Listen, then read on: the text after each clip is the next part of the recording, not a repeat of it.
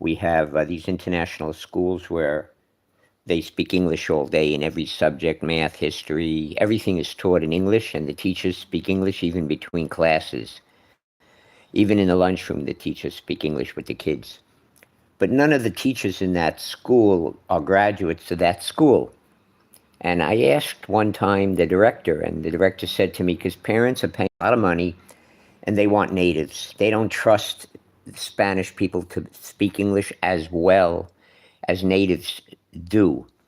And my question was, but you're telling the parents at the meetings that their children, if they come to that school, they're going to speak English as well as natives do. So why don't parents trust those people to become teachers? Why can't a kid who graduates from a Queen's College or an American school or a British school go to a university after, say, in Murcia or Madrid or even London and come back and be a teacher in that school? Because if you say that at the parents' meetings, the parents won't pay the money. They won't go there. So there's a contradiction. You know, parents believe that that school is going to do the job that the school says it's going to do. It's going to teach kids to speak English as well as British people or Americans do. And if those kids then go to a university to study to be expert teachers, they should be able to come back and teach in that school. But parents don't like that. And in one school, I have to tell you a funny story. They introduced 6 teachers. They didn't tell them which one was actually from Murcia. They all spoke English perfectly. They all had gone to universities in London, all of them, including the Murciana girl. She went to London. Excuse me. But after it was over, they said, surprise, this girl here is really from Murcia.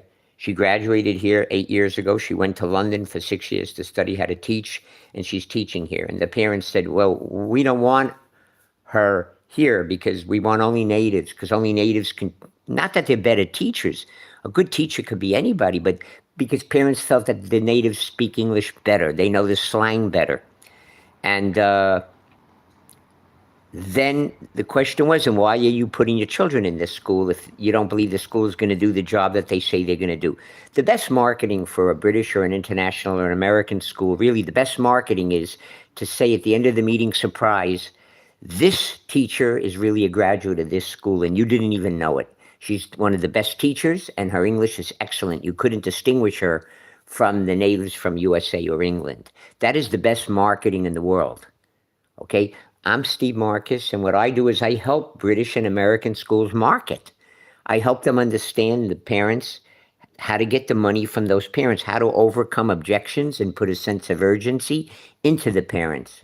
If you're having a problem with your international school, for example, an American school in Murcia closed last year. Okay, it was called the American School of Murcia. It closed because they had terrible marketing. They didn't know how to overcome objections and get parents to feel an urgency to pay and get the kids into the school. Parents went to the meetings and had doubts about the quality. I can help your school overcome that. I work now with 17 schools in Spain, in Murcia, Madrid, Barcelona, Zaragoza, Toledo, Granada, Seville. I'm always in my car. Okay, and I help those schools understand if you want more kids to come here, more parents to come here, you got to get some students who graduated from here to come back and be teachers here. That's the secret. That's one of the 7 secrets I can explain to you more or less anytime you're interested in anything like that. Okay? Anyway, that's all I have to say right now, and that's it.